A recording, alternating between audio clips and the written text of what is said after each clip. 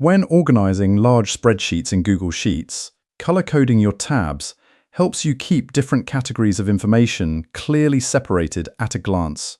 Before you begin customizing your spreadsheet, you'll need an active Google Sheets document containing at least one sheet tab ready for editing. Take a moment to show some support for this channel by hitting the like button if you find these quick spreadsheet tips helpful. Right-click on the Sales Data tab at the bottom of the screen to open the Sheet Management menu.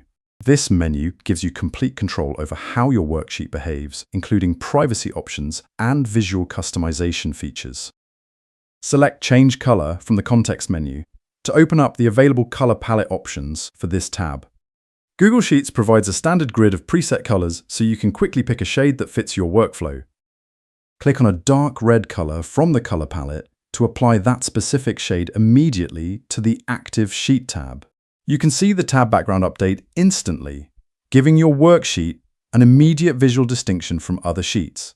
If you ever decide to adjust your organization scheme later, you can easily reopen the same management menu. Right-click on the Sales Data tab again to access the formatting options once more.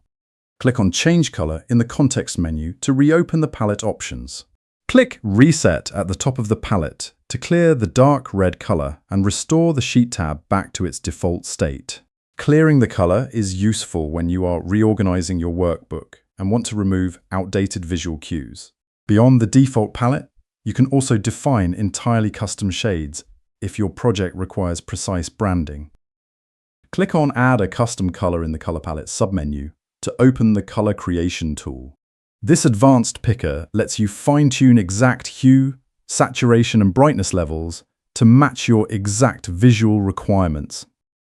Click on the Color Gradient area in the Custom Color Picker dialog to select a brand new custom hue.